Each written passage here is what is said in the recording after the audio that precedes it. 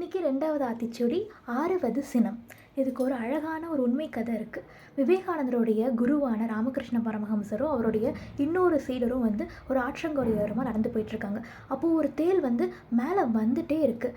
உடனே இப்படி குப்புறக்க கவுந்துருது. மறுபடியும் போகிற வழி தெரியாமல் தள்ளாடிட்டு இருக்கு. உடனே ராமகிருஷ்ணர் அதை பார்த்துட்டு பாவம் இல்லை அப்படின்னு சொல்லிட்டு அதை சரி பண்ணி திருப்பி விட்டு கரெக்டாக அந்த கரையோரமாக கொண்டு போய் விடுறாரு.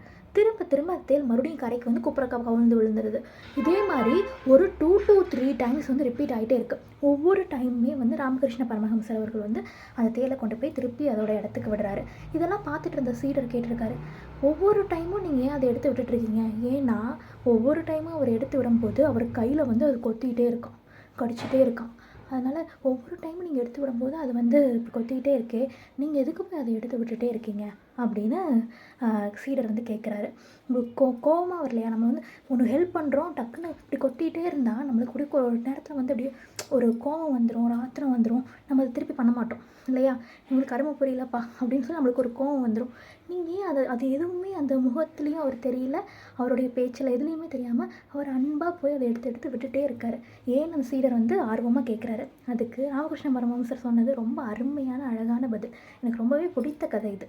என்ன சொன்னார் அப்படின்னு பார்த்தீங்கன்னா, கொட்டுறது அந்த தேளுடைய குணம், ஆனால் காப்பாற்றுறது மனுஷனோட குணம். ஒரு உயிர் கஷ்டப்பட்டுருக்குன்னு தெரிஞ்சும் அது நம்மளை துன்புறுத்துது அப்படிங்கிற சமயத்தில் கூட அந்த கோபம் அப்படிங்கிறது, அந்த சினம் அப்படிங்கிறத தூக்கி எறிஞ்சிட்டு அந்த உயிருக்கு நம்மளால் ஆனது ஏதாவது ஒன்று செய்யணும்.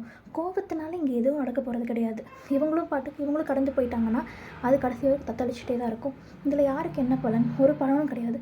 ஸோ அந்த கோபம் சினம் அப்படிங்கிறது இல்லாமல் இருந்துச்சுன்னா நம்ம லைஃப்பில் நிறையா விஷயங்களை நம்ம வேற ஒரு கண்ணோட்டத்தில் மாறுறதுக்கான வாய்ப்பு இருக்குது.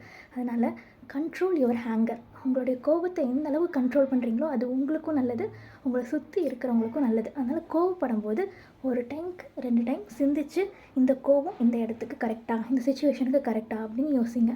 அதனால் மறந்துடாதீங்க. 6வது சினம். சினம் கண்டிப்பாக ஆறிடும். அதுக்கு நாம் மனசு வைக்கணும். நாளைக்கு அடுத்த ஆத்திச்சூடியில் சந்திக்கலாம்.